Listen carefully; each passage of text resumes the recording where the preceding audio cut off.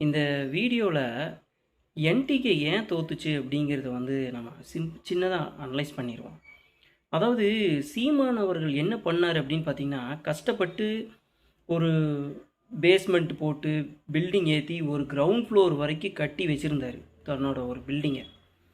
அப்போ வந்து என்னாச்சு அப்படின்னு பார்த்தீங்கன்னா, பக்கத்தால் விஜய் வந்து ஒரு காம்ப்ளெக்ஸ் கட்டுறதுக்காக பாலக்கால் இடத்துல போட்ட உடனேயுமே அதை பார்த்த சீமான் என்ன பண்ணார், ஏன்டா நான் இங்கே பக்கத்தால் ஒரு பில்டிங் கட்டிகிட்டு இருக்கேன், நீ ஏன் பக்கத்தாலேயே வந்து எவ்வளோ பெரிய பில்டிங்கை கட்டுவியா அப்படின்னு சொல்லிட்டு தன்னோட பில்டிங் கட்ட வச்சு மேற்கொண்டு ஃபஸ்ட் ஃப்ளோர் செகண்ட் ஃப்ளோர் கட்டுறதுக்காக வச்சுருந்த கல் மண்ணெல்லாம் எடுத்து தூக்கி விஜய் மேலே அடிக்க ஆரம்பிச்சிட்டாரு. நீ எப்படிடா என்னை எதிர்த்து வீடு கட்டிடுவியா அப்படின்னு சொல்லிட்டு அடிக்க ஆரம்பித்தார்.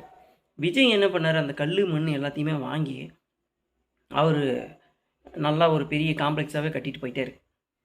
சிம்பிளாக சொல்லணும் அப்படின்னா, சீமான் அவர்களும் அந்த என்டிகே அந்த குரூப்பும் வந்து பார்த்திங்கன்னா, அவங்களோட வெற்றிக்காக வேலை செய்கிறத விட விஜயோட தோல்விக்காக நிறைய வேலை செஞ்சுருக்காங்க.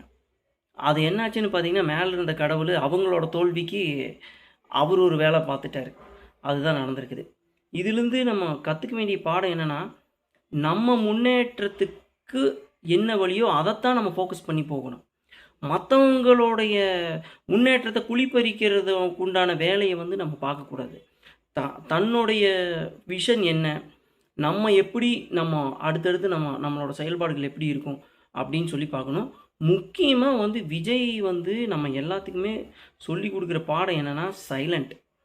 அது அந்த சைலண்ட் வந்து என்டிகேல மிஸ்ஸிங். ஃபுல்லாக அவங்களோட சத்தத்தில் அவங்களோட கருத்து சைலண்ட் ஆயிடுது. சத்தம் மட்டும்தான் காதில் கேட்குது, இரைச்சல் சவுண்டு மட்டும்தான் கேட்குது, அவங்களோட கருத்து நம்ம காதில் கேட்கல. இதுதான் அவங்க பண்ணின மிஸ்டேக்கை நான் நினைக்கிறேன். ஸோ இது பற்றி உங்களோட கருத்தை சொல்லுங்கள். என்டிகே தோழர்களும் இதில் எதாவது தப்பாக இருந்தால் என்னை கோவிச்சுக்காதீங்க.